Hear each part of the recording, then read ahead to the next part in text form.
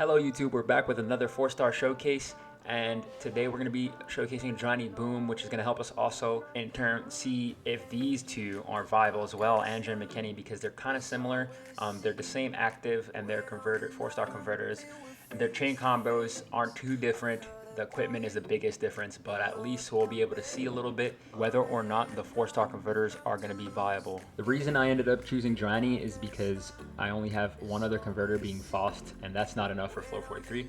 So I kind of grabbed her to see if she could just fill in that spot of a converter, and if she could do her job, guys. Really, you can't use her without Ascension 3 because you get this active change where the red tiles will stay whenever you use the active skill, right? Beforehand, if you use the active skill, it would full reset all these tiles to random colors. And now if there's any red ones in that area, it'll keep them. And then it has a small chance to generate other ones to being red tiles, which is good. The max breakthrough also helps a lot because it gives her the preemptive, which all 5-stars come with a preemptive build already. So that already makes them better than her, but at least if you get the max breakthrough, that helps a lot. And she also has her place because most 5-stars, even 6-stars, guys, actually, converters, have about 1800 attack. So she has quite a bit more than them, about 500 more. That's a lot. That's a lot more for a converter. Most converters have very low attack, making her at least good at damage compared to other converters. She does have a burn as well.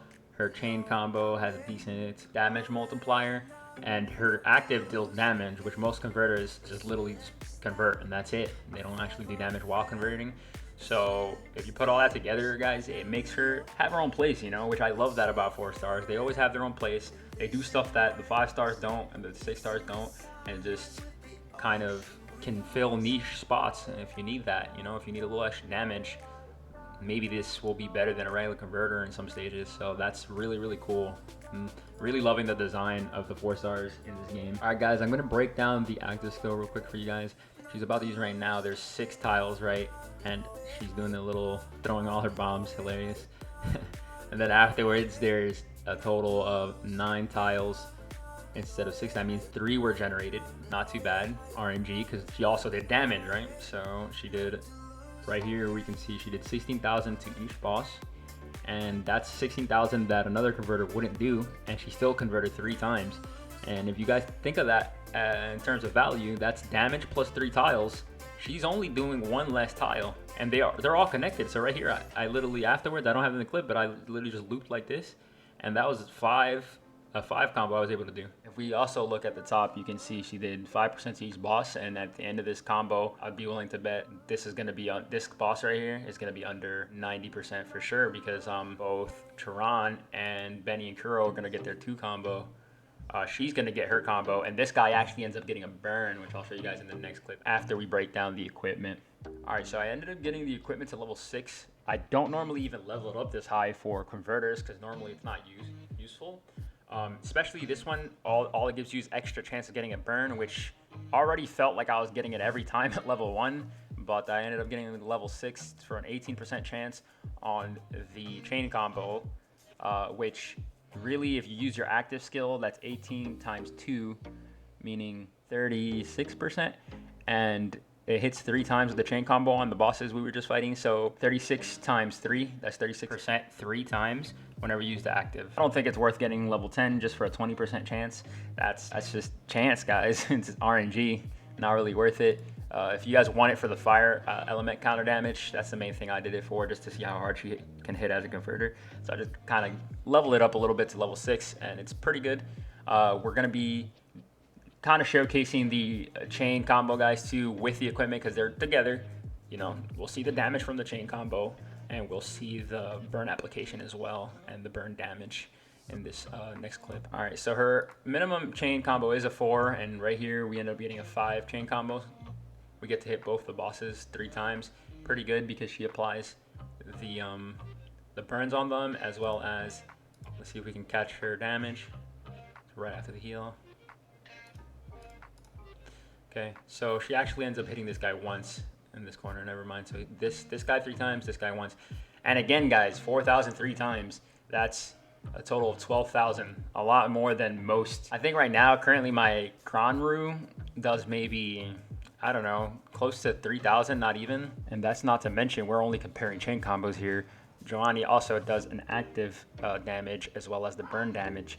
So that's two things that Ground Root doesn't do. I think Ground Root and her equipment only gets about 20% extra damage from her chain combo, and that's about it. So let's quickly take a look how much damage 2 stacks of the burn does. You guys can see here, there's a boss with 3 stacks of the burn and then one with 2.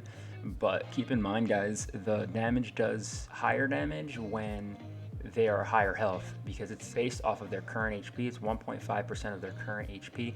So even though this one has 3 stacks, this one will do more because this is 1.5% of a higher HP boss.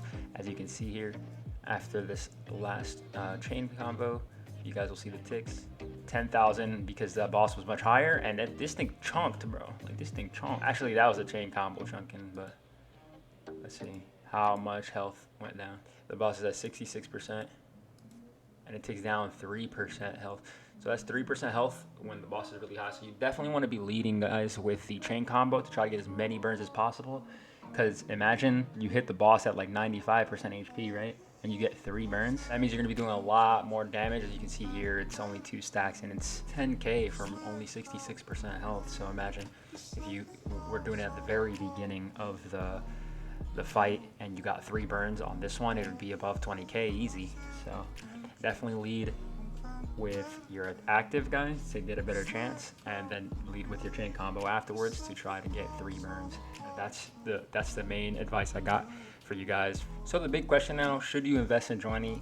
I'm gonna go over to the Spire to show that I did clear floor 43, and this is the team that I'm using, and she did very well on the team. I did a clear, and I'm gonna be posting that right after this video. If you guys want to see it, I will post a link in the description.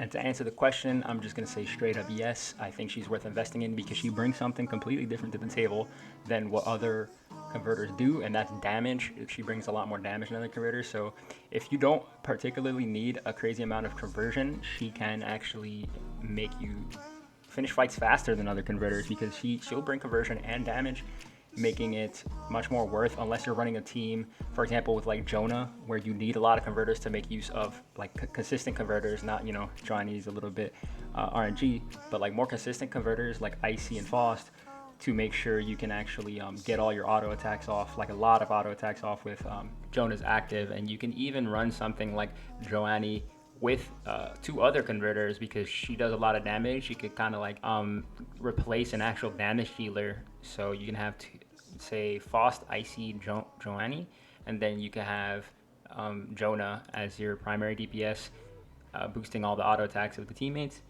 and that wouldn't be bad either. So really, I feel like she fits in any team. Like Charon, she's great with him because they both convert and they both detonate. I feel like Joanie's like a little detonator mix, you know. She's a converter, but she kind of detonates a lot too because she does a lot of AoE. So she's very versatile, and for that reason alone, I'm just gonna say, you guys, if you like her, you should definitely invest in her. And if you don't, and you don't think she's viable, I'm here to tell you she's worth it. She's actually worth investing in. I actually am willing to say she does have places where she's better than 5 stars and 6 stars. So that may be a strong opinion that people may disagree with, but if you guys do disagree, just let me know why in the comments. I would love to have a discussion about it, because I may very well be wrong. I just have a high opinion after building her. I'm kind of surprised at the way she performed. So yeah, let me know, guys. Let me know if you guys are also enjoying, say, like characters like Anja and McKenny, if you guys think they're actually strong too, because Anja's active actually looks pretty interesting, or equipment I should say.